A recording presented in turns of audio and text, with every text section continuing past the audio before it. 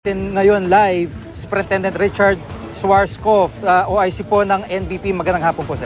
Magandang hapon din sa iyo, Jiggy. No? Apo, ano pong latest dito sa investigasyon na ginagawa niyo sa inmate na nagtangka pong manghalay ng bata? As of now, nandun siya sa preventive cell, no? At isa subject for investigation siya. At the same time, doon lang muna siya for security reasons. Apo. But definitely, we will file an appropriate criminal charges and administrative against the suspect. Apo, itong pangyayaring ito, no, papaano ho ito kung may dalaw, may ganitong maliliit na bata, papayagan nyo pa ho ba sa mga susunod na mga ganitong pagtitipon?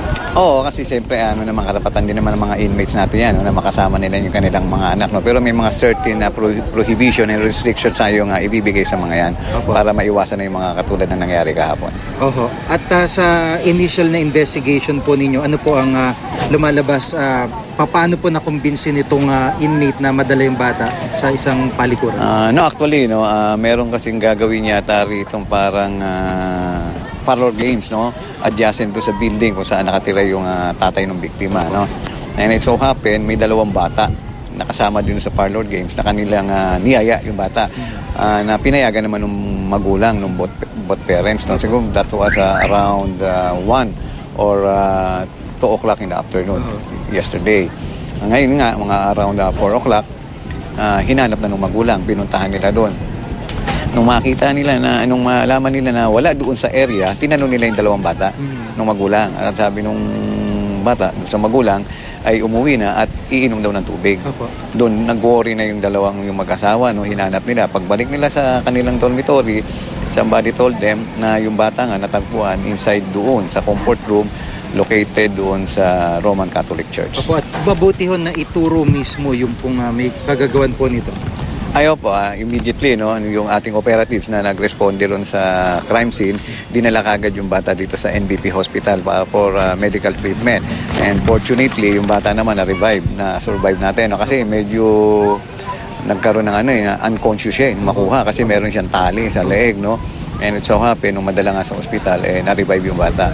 And after which, dinala rin siya sa Camp Crame for medical legal. Opo. At itong inmate, paano ito? Ano po bang kaso niya dati at paano po? May bago siyang kaso nakakarating? Sigurado, no? One thing for sure, siguro doon sa child abuse, papasok yan. But depends pa rin doon sa outcome ng investigation na gagawin ng mga investigador natin kung ano pa yung mga kaukulang kasong isasampa sa kanya.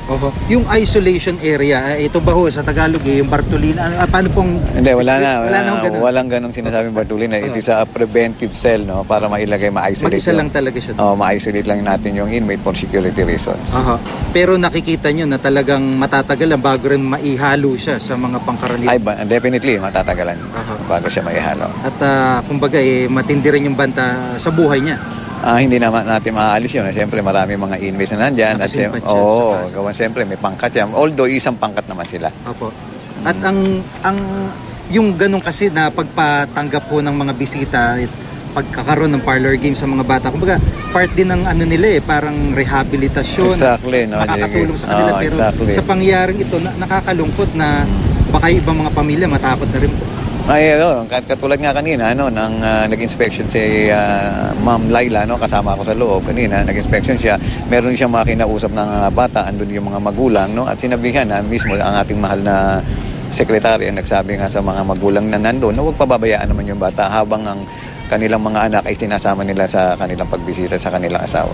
Opo, so sa ngayon panghuling salita, ano po ang ma-assure nyo rin sa publiko parang sunod-sunod yung kontrobersya talaga na inabot nitong Jiggy, rest assured, to the public, especially to our director and our secretary Laila de Lima, nagagawin natin lahat ng ating magagawa para masaayos itong New Bilibid Prison. In fact, wala namang paghihigpit na ginagawa actually, Ito inaayos lang, nire-reforma yung tamang pamamaraan kung paano talaga patakbuhin ang New Bilibid Prison.